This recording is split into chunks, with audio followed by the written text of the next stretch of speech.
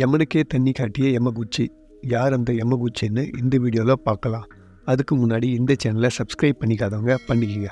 2ஆம் உலகப் போர் நடந்துகிட்டு இருக்கிற டைமில் ஜப்பானில் வாழ்ந்த ஒரு பிஸ்னஸ் மேன் தான் டோமு யமகுச்சி.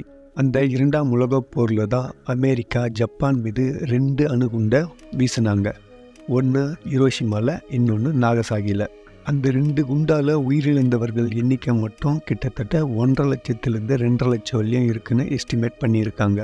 அந்த 2 குண்டாலையும் பாதிக்கப்பட்டு உயிர் பிழைச்ச ஒரே ஒருத்தர் தான் டோமு யமகுச்சி. சரி, இப்போ கதைக்கு போகலாம்.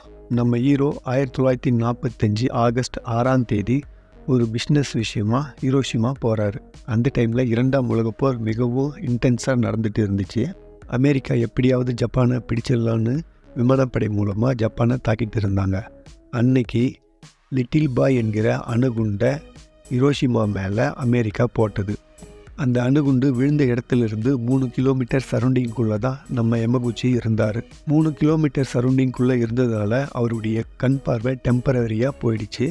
மேலும் அவருக்கு ரேடியேஷன் காரணமாக உடல் முழுவதும் தீக்காயம் அதிக அளவு ஏற்பட்டது. உயிருக்கு எந்த ஆபத்தும் இல்லை. அவர் ட்ரீட்மெண்ட்டுக்காக அவருடைய ஹோம் டவுனான நாகசாகிக்கு போகிறாரு. வீட்டுக்கு போனதுக்கப்புறம் ட்ரீட்மெண்ட்டை எடுத்துக்கிறாரு. ஆனால் இதுக்கப்புறம் தான் இன்னொரு ட்விஸ்டே இருக்குது.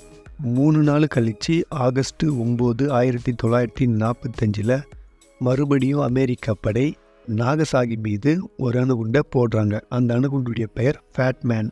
அந்த அணுகுண்டாலையும் அவர் ரொம்பவும் பாதிக்கப்பட்டு அதிக அளவு காயங்கள் ஏற்பட்டு இருக்கு. ஆனால் உயிருக்கு எந்த ஆபத்தும் இல்லை. இப்படி 2 அணுகுண்டாலையும் பாதிக்கப்பட்ட அவர் எப்படியோ உயிர் பிழைக்கிறாரு.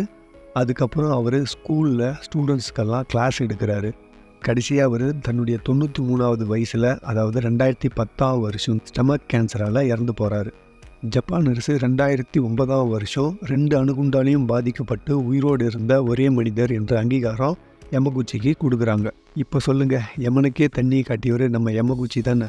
இந்த வீடியோ இன்ட்ரெஸ்டிங்காக இருந்தால் ஒரு லைக்கை போட்டு உங்களுடைய கருத்துக்களை கமெண்ட் செக்ஷனில் கமெண்ட் பண்ணுங்கள்.